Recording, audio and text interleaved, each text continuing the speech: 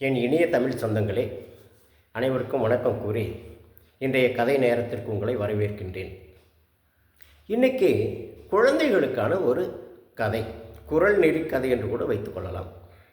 ஒரு ஊரில் ஒரு பெரிய வியாபாரி இருந்தார். ஓரளவுக்கு வசதியான மனுஷன். ஊரில் எல்லாத்துக்கிட்டேயும் நல்ல பேர் இருந்தது. நியாயமாக பிஸ்னஸ் பண்ணார், நேர்மையாக நடந்துக்கிட்டார். எல்லாத்துக்கும் கஷ்டப்படுறவங்களுக்குலாம் உதவக்கூடிய குணம் அவர்கிட்ட இருந்தது. அதனால் அந்த ஊரில் இருக்க எல்லா மக்களுமே அவரை ரொம்ப மரியாதையோடு பார்ப்பாங்க. அவருக்கு அவருடைய இளமை காலத்தில் பள்ளிக்கூடத்தில் ஒன்றா படித்த ஒரு நண்பர் இருந்தார். அவர் ரொம்ப வறுமையில் கஷ்டப்பட்டுட்டு இருந்தார். இவர் அவருக்கு என்ன பண்ணார், ஏன் இந்த மாதிரி கஷ்டப்பட்டுட்டு இருக்க, வா நான் உனக்கு ஒரு சின்னதாக ஒரு பிஸ்னஸ் செஞ்சு கொடுக்குறேன், அதை வச்சு நீ வாழ்க்கையில் முன்னேறிக்கோ அப்படின்னு சொல்லிவிட்டு அவருக்கு ஒரு சிறிய அளவில் ஒரு பிஸ்னஸ் தன்னுடைய செலவில் செஞ்சு கொடுத்தார். அதன் பிறகு அவங்க ரெண்டு பேரும் ரொம்ப நெருங்கிய நண்பர்களாக ரொம்ப க்ளோஸாக வாழ்ந்துக்கிட்டு இருந்தாங்க, அந்யோன்யமாக இருந்துக்கிட்டு இருந்தாங்க. இந்த தனவந்தர் இருக்கார் இல்லையா, இந்த வசதியாக பிஸ்னஸ் மேன் இருக்கார் இல்லையா, அவருக்கு அவருடைய மனைவிக்கு நெடுநாளாக தூர தேசங்களுக்கு புனித யாத்திரை போகணும் அப்படின்னு மனசுக்குள்ளார ரொம்ப நாளாக ஒரு ஆசை. அப்போ அந்த பையன் அவங்களுக்கு ஒரு 6-7 வயசில் ஒரு பையன் இருந்தான். அந்த பையனை எப்படி விட்டுட்டு போகிறது அப்படிங்கிறது மட்டும்தான் அவங்களுக்கு ஒரு கவலையாக இருந்தது. அப்போது ஒரு நாள் அந்த வியாபாரியுடைய ஒய்ஃப் சொன்னாங்க, ஏங்க நமக்கும் வயசாகிக்கிட்டே இருக்குது, ரொம்ப நாள் ஆகிடுச்சுன்னா நம்மளால் ரொம்ப நிறையா கோயில்களுக்கு போக முடியாமல் போயிடும். அதனால் நம்ம நண்பர் தானே அவர், நம்ம பையனை அவங்க பொறுப்பில் விட்டுட்டு நம்ம புனித யாத்திரை போயிட்டு வந்துடுவோம். நம்ம பையனுடைய பராமரிப்புக்கான செலவுக்கெல்லாம் எவ்வளோ பணம் வேணும்னாலும் கொடுத்துடலாம், நீங்கள் என்ன சொல்கிறீங்க அப்படின்னு கேட்டாங்க. அது அவருக்கும் சரியாக பட்டுச்சு. உடனே அவருடைய நண்பரில் போயிட்டு இந்த மாதிரி சொன்னேன், ஐயா இதை விட எனக்கு சந்தோஷம் வேறு என்ன, நான் என் பையன் மாதிரி நான் பார்த்துக்கிறேன், நீங்கள் தாராளமாக போயிட்டு வாங்க அப்படின்னாரு. சரி என்று புனித யாத்திரை கிளம்புறதுக்கு முன்னாடி தன்னுடைய பையனை கூப்பிட்டு, தம்பி இந்த மாதிரி நீ அங்கிள் வீட்டில் இருக்கணும், அவர் வீட்டில் இருந்து நல்லா படிக்கணும், நல்லா அவர்கிட்ட தொழிலும் செஞ்சு தொழிலையும் அவருக்கு ஹெல்ப் ஆயிரு, நல்ல பையனாக ரொம்ப அவர்கிட்ட ரொம்ப ரெஸ்பெக்டாக நடந்துக்கோ, அடக்கமாகவும் நடந்துக்கணும், மரியாதையோடு நடந்துக்கணும், நல்ல பேர் வாங்கணும், நாங்கள் திரும்பி வரப்போ நீ நல்ல பையனாக இருக்கணும் அப்படின்னு சொல்லிவிட்டு பையனை கூட்டிகிட்டு போய் அந்த நண்பர்கிட்ட ஒப்படைச்சிட்டு அவர்கிட்ட ஒரு பெரிய தொகையை கையில் கொடுத்தாங்க. இது எதுக்கு, இல்லைங்க இது எங்கள் பையனுடைய பராமரிப்பாக நீங்கள் வச்சுக்கோங்க அப்படின்னு சொல்லிவிட்டு, அப்புறம் ஒரு முடி, பொன்முடி, அதில் 1000 பொற்காசுகள் அதை வச்சு, இந்த பொன்முடியை நீங்கள் கையில் வச்சுக்கோங்க, பத்திரமா வச்சுருங்க, எப்போ எங்கள் பையன் 16 வயது நிரம்புறானோ அப்போ உங்களுக்கு என்ன விருப்பமோ அதை அவனுக்கு அதில் கொடுங்க, அதை வச்சுக்கிட்டு அவன் வாழ்க்கையில் ஏதோ ஒரு தொழில் செஞ்சு முன்னேறிக்கணும் அப்படின்னு சொல்லிவிட்டு கொடுத்துட்டு இவங்க ரெண்டு பேரும் யாத்திரை கிளம்பி போயிட்டாங்க. இந்த திடீர்னு பெரிய பணத்தையும் இந்த பொற்காசுகளெல்லாம் பார்த்த அந்த மனிதருக்கு அது வரைக்கும் அவர் நல்லவர் தான், ஆனால் அந்த திடீர்னு ஒரு பணத்தை பார்த்தோன்னே அவர் மனசுக்குள்ள ஒரு பேராசை வந்துக்குச்சு. தன்னுடைய நண்பர் செய்த உதவிகளை கூட மறந்த ஒரு நன்றி கெட்ட ஒரு குணம் அவருக்குள்ளார பூந்துக்குச்சு, ஒரு கள்ளம். அவர் என்ன பண்ணார், அந்த பையனை ஒரு சாதாரண பள்ளிக்கூடத்தில் தான் அனுப்புனார். ஆனால் பெரும்பாலும் அவருடைய பிஸ்னஸில் அவன்கிட்ட வேலையை போட்டு புழிஞ்சு எடுத்துட்டார். இந்த பையன் ஆனால் அதை பற்றி கவலையே படல. ஏன்னா அவனுடைய அப்பா கூட தொழிலில் அப்பப்போ ஹெல்ப் பண்ணிட்டு இருந்ததுனால ஆர்வத்தோடு அவனும் இன்வால்மெண்ட்டோடு அந்த ஒர்க்கை பண்ணி அந்த தொழிலுடைய நுணுக்கங்களையெல்லாம் நல்லா கற்றுக்கிட்டான். இந்த மாதிரி இருக்கின்ற பொழுது அவனுக்கு 16 வயது நிரம்பி விட்டது.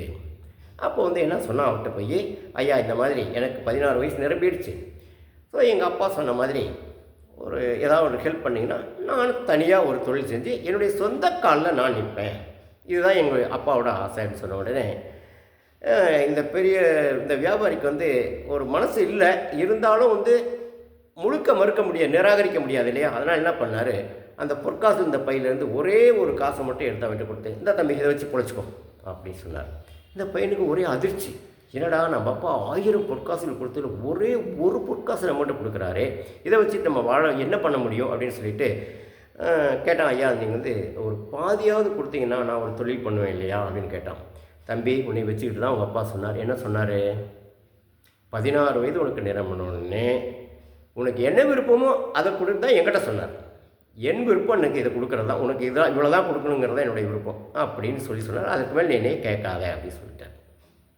இது மாதிரி ரொம்ப கராராக அவர் சொன்ன உடனே அந்த பையன் மன வருத்தத்தோடு போய் வீட்டில் எல்லாம் இருந்தால் நைட்டெலாம் தூங்கலை. காலையிலேருந்து நேராக ஊர் பஞ்சாயத்துக்காரர்கிட்ட போனான், இந்த விஷயத்த சொன்னான். ஏன்னா அவங்க அப்பாவுக்கு அந்த ஊரில் இருந்த ஒரு நல்ல பேர், இந்த பையனும் அதே மாதிரி நல்ல பண்போடு எல்லாத்துலேயும் நடந்துக்கிட்டு இருந்ததுனால அந்த ஊர் பெரியவருக்கு இவனுக்கு ஏதாவது ஹெல்ப் பண்ணணுங்கிற ஒரு எண்ணம் இருந்தது. அந்த வியாபாரி கூப்பிட்டு கேட்டதுக்கும் அவர் வந்து, நீங்கள் வந்து பையனே வேணாலும் கேளுங்க, அவங்க அப்பா இதை தான் சொன்னார், அவங்க அப்பா சொன்னது தான் நான் செய்கிறேன், நான் அதுலேருந்து டிவியேட் ஆகவே இல்லை அப்படின்னு சொன்னார். இதை கேட்ட உடனே, இது என்னடா இப்படி இருக்கே, நம்ம ஹெல்ப் பண்ணணும்னு நினைக்கிறோம், ஆனால் வந்து அவர் வந்து ஒன்றும் அவங்க அப்பா சொன்னது வந்து மாறாக எதுவும் செய்யலை. சரி அப்படின்னு சொல்லிட்டு, சரிங்க நீங்கள் நாளைக்கு வாங்க, நான் என்னுடைய முடிவை சொல்கிறேன் அப்படின்னு சொல்லிட்டார். சாயங்காலமாக அந்த ஊர் பெரியவர் வந்து வீட்டுக்கு போனார். அப்போ வந்து அவங்க மனைவி என்ன சொன்னாங்க, ஏங்க இன்றைக்கி என்ன உங்களுக்கு நைட்டுக்கு டிஃபன் பண்ணிட்டோம் அப்படின்னு கேட்டாங்க. வந்து, உனக்கு என்ன விருப்பமோ பண்ணுமா, நான் சாப்பிட்டுக்கிறேன் அப்படின்னு சொன்னார். சொல்லிவிட்டு ஒரு ரெஃப்ரெஷ் பண்ணுறதுக்காக போனப்போ ஒரு மின்னல் வெட்டு, ஒரு பொறி தட்டுச்சு அவர் மனசில். அடுத்த நாள் காலையில் அவங்க 2 பேர்த்தையும் வர சொன்னார். வர சொன்ன உடனே அந்த வியாபாரி கூப்பிட்டு, நான் நல்லா யோசித்தேங்க, அந்த பையனும் ஏதாவது ஒரு தொழில் செஞ்சு வாழ்க்கையில் முன்னேறணும். அவங்க அப்பா வந்து நீங்கள் கஷ்டப்பட்டப்போ உங்களுக்கு ஹெல்ப் பண்ணார் இல்லையா, அதை நீங்கள் மறக்கக்கூடாது. அதனால் அந்த பையன் கேட்குற மாதிரி ஒரு பாதி அமௌண்ட்டை அந்த பையனுக்கு கொடுத்தீங்கன்னா அவன் அதை வச்சு பிழைச்சிக்குவான். அவர் வந்து, அதெல்லாம் முடியாதுங்க, நான் அவங்க அப்பா சொன்னதை நான் வந்து அப்படியே செஞ்சுட்டேன், அவங்க அப்பா எனக்கு என்ன சொன்னாரோ அதை தான் நான் செய்வேன், அதனால் நான் வந்து பாதியெல்லாம் கொடுக்க மாட்டேன் அப்படின்னு சொல்லிட்டேன். சரிட்டு அந்த பையன் என்ன சொன்னான், அங்கிள் பாதி கொடுக்கலன்னா கூட பரவாயில்ல, எனக்கு ஒரு 1/4 பங்காவது கொடுங்க, அப்போ தானே நான் ஏதோ ஒரு சின்ன பிஸ்னஸாவது பண்ண முடியும் அப்படின்னு கேட்டான். அதற்கும் அவர் மறுத்துட்டார். சரி, அப்போ நீங்கள் எதுவுமே அதில் கொடுக்க மாட்டீங்க இல்லையா, சரி, அந்த பொன்முடியை பஞ்சாயத்தில் வச்சுருக்கீங்க இல்லையா, ஆமாம், அதில் எவ்வளோ இருக்குங்க, 1000 காசு இருக்குது. சரி, அந்த பையனுடைய பங்குன்னு நீங்கள் என்ன நினைக்கிறீங்க அப்படின்னாரு. ஒரே ஒரு பொன் காசு கொடுங்க, கொடுத்துட்டார் எடுத்து. மிச்சம் அதில் எவ்வளோ இருக்குங்க அப்படின்னாரு. 999 காசு. சரி, இந்த 999 காசில் அதுதான் நீங்கள் உங்களுக்கு வச்சுக்கணும்னு விருப்பப்படுறீங்க இல்லையா, ஆமாம், அதுதான் உங்களுடைய விருப்பம், ஆமாம், அதுதான் என்னோடய விருப்பம் அப்படின்னா. ஆமாம், இப்போ சொல்லுங்கள், அவங்க அப்பா என்ன சொன்னார், நீ என்ன விரும்புகிறியோ அதை பையனுக்கு கொடுன்னு சொன்னாரா. இப்போ நீங்கள் எவ்வளோ விரும்புகிறீங்க, அந்த 999 காசு உங்களுக்கு வேணும்னு நினைக்கிறீங்க, அதை அந்த பையனுக்கு கொடுத்துருங்க அப்படின்னு சொல்லிட்டு அந்த பையை எடுத்து அந்த பையனுக்கு முழுசாக கொடுத்துட்டார். இப்போது ஒரு காசு கூட இந்த வியாபாரிக்கு கிடைக்கவில்லை, மொத்த போச்சா. இதுதான் என்னன்றி கொண்டார்க்கும் உய்வுண்டாம் உய்வில்லை செய்நன்றி கொண்ட மகற்கு என்ற குரல் நீங்கள் தெரிஞ்சுக்கணும். இதுக்காகத்தான் நான் உங்களுக்கு இந்த மாதிரியான தீர்ப்பு கொடுத்தேன். அந்த ஊர் பெரியவர் அவர் மூஞ்சில் அடித்த மாதிரி சொல்லி அனுப்பிச்சிட்டார். இந்த பையன் வந்து அந்த பணத்தை வச்சு நல்லா பிஸ்னஸ் பண்ணால், நல்லா விரிவடைஞ்சு நல்ல பிஸ்னஸ் ரொம்ப ரொம்ப ரொம்ப நல்லா போச்சு. வீடெல்லாம் நல்லா மாடர்னைஸ் பண்ணி கட்டினான். அந்த ஊரில் இருக்கவங்களுக்குலாம் நிறைய நல்ல தான தர்மங்கள் இந்த மாதிரிலாம் கஷ்டப்படுறவங்களுக்குலாம் ஹெல்ப் பண்ணி அவங்க அப்பாவோட பல மடங்கு ஊரில் அவனுக்கு நல்ல பேர் வந்துருச்சு. அந்த மாதிரி இருந்துகிட்டு இருக்கிறப்போ பார்த்தோம், இந்த இவர் வந்து இப்போ பிஸ்னஸ் இந்த ஆளுடைய வியாபாரியுடைய பிஸ்னஸ் யாருமே அந்த கடை பக்கமே போகிறதில்ல, ஊரில் பேர் கெட்டு போச்சு. இந்த ஆள் வந்து ஏமாத்துக்காரன், நான் செய்நன்றி இல்லாதவன் அப்படின்னு சொல்லிட்டு யாருமே அவங்ககிட்ட பிஸ்னஸே பண்ணல. அவர் மறுபடியும் சாப்பாட்டுக்கே கஷ்டப்படுற நிலைமைக்கு வந்துட்டாங்க. இதை பார்த்தான் அந்த பையன்.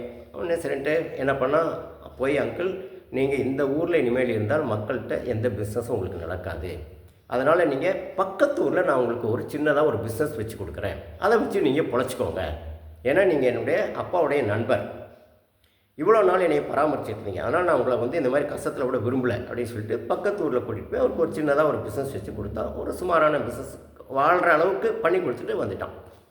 இந்த சமயத்தில் புடைய யாத்திரை போயிருந்த அவங்க அப்பா அம்மா வந்தாங்க. ஊருக்குள்ளார வரப்போலாம் அவங்க பையனுடைய பற்றி எல்லாரும் ஊருக்காரங்களாம் ரொம்ப பெருமையாக பேசுறதுக்கிட்ட அவங்களுக்கு ரொம்ப சந்தோஷம். தன்னுடைய புனித யாத்திரையுடைய முழு பயனும் தனக்கு கிடைச்சிட்டது மாதிரி அவங்க மனசுக்குள்ளார ரொம்ப சந்தோஷம். வீட்டுக்கு வந்தால் பார்த்தா அவங்க வீடு அப்படியே பிரம்மாண்டமாக மாறி இருக்குது. அப்போ வந்து பையன் வந்தோடனே அம்மா அப்பா பார்த்தோன்னே அவங்களுடைய காலில் விழுந்து ஆசீர்வாதம் வாங்கினா. தங்க பையன்கிட்ட, தம்பி நீ ரொம்ப நல்லா, எனக்கு உன்னால் எனக்கு புகழ் வர அளவுக்கு மகன் தந்தை காட்டும் உதவி இவன் தந்தை என்னோற்றான் கொள்ளணும்னு சொல்லுங்கிற மாதிரி இந்த ஊரே உன்னை புகழ்ந்துப்பா, எனக்கு ரொம்ப சந்தோஷமாக இருக்குது அப்படின்னு சொல்லிவிட்டு, ஆமாம் உனக்கு பொண்ணு கொடுக்குறதா நிறைய தனவந்தர்கள் வந்தாங்களாமே, ஏன் நீ வந்து கல்யாணமே பண்ணிக்காமல் இருக்க அப்படின்னு கேட்டார். அது சொன்னால், அப்பா எனக்கு வந்து 2 காரணங்கள். ஒன்று, நீங்கள் வந்து ஆசீர்வதித்து என்னுடைய திருமணம் உங்களுடைய சம்மதத்தோடு நடக்கணும். 2வது, எனக்கு வேறொரு எண்ணம் இருக்குது, அது நீங்கள் சம்மதித்தா அதை கூட செய்யலாம். என்ன அப்படின்னா, உங்களுடைய நண்பருக்கு, அந்த வியாபாரிக்கு ஒரு பொண்ணு இருக்கா. அவங்க ஒய்ஃபு ரொம்ப நல்ல குணவதி, ரொம்ப நல்லவங்க. ஏதோ இவர் வந்து திடீர்னு பெருசாக பணத்தை பார்த்தோடனே அவருக்கு மனசு மாறிடுச்சு ஒழிய, அடிப்படையில் அவரும் நல்லவர் தான். அதனால் நீங்கள் சம்மதித்தால் நான் அந்த பொண்ணையே கூட கல்யாணம் பண்ணிக்குவேன். பெரிய பெரிய தனவந்தர்களோட ஏழ்மையில் இருக்க அந்த பொண்ணை நான் சரின்னு நினைக்கிறேன். நீங்கள் உங்களுடைய விருப்பம் என்னவோ அதுதான் அப்படின்னு அவன் சொன்ன உடனே அவங்க தந்தைக்கு ரொம்ப சந்தோஷம். எவ்வளோ ஒரு உயர்ந்த பண்போடு நீ வளர்ந்துருக்கப்பா, உன்னை நினச்சா எனக்கு ரொம்ப பெருமையாக இருக்குது அப்படின்னு சொல்லிட்டு, இதெல்லாம் நாங்கள் செய்த யாத்திரையின் பலன்தான் நினைக்கிறேன் அப்படின்னு சொல்லிட்டு அவர் என்ன பண்ணார், தன்னுடைய மனைவி பையனோடு போய் அந்த நண்பர் வீட்டில் இந்த மாதிரி பொண்ணு கேட்ட உடனே அந்த மொத்த குடும்பம் அவமானத்தால் கூனி குறுகி போயிட்டாங்க. அப்போ தான் அந்த வியாபாரி மனம் வருந்தி மனம் திருந்தி என்ன சொன்னார் தெரியுமா, இன்னா செய்தாரை ஒருத்தல் அவர் நான நன்னயம் செய்தோடு இந்த குரலுக்கு இலக்கணமாக நின்றுட்டீங்களே நீங்கள், நான் தான் தவறு செஞ்சிட்டேன், என்னை மன்னிச்சிருங்கன்னு சொல்லிவிட்டு தன்னுடைய பெண்ணை அவருக்கு கல்யாணம் பண்ணி கொடுத்து அவங்களுடைய ஹாப்பியாக அவங்களுடைய லைஃப் அமைஞ்சது. இப்படி குரல் வழி காட்டுகின்ற அறநெறிகள் எப்படியெல்லாம் வாழ்க்கையில் வந்து அந்தந்த இடத்துல இருக்குது பார்த்தீங்களா. எனவே நாம் குரல் வழி நடப்போம், வாழ்வில் பிறர் போற்ற வாழ வேண்டும் என்று கூறி இன்றைய பதிவை நிறைவு செய்கிறேன். மீண்டும் அடுத்த பதிவில் சந்திப்போம். நன்றி.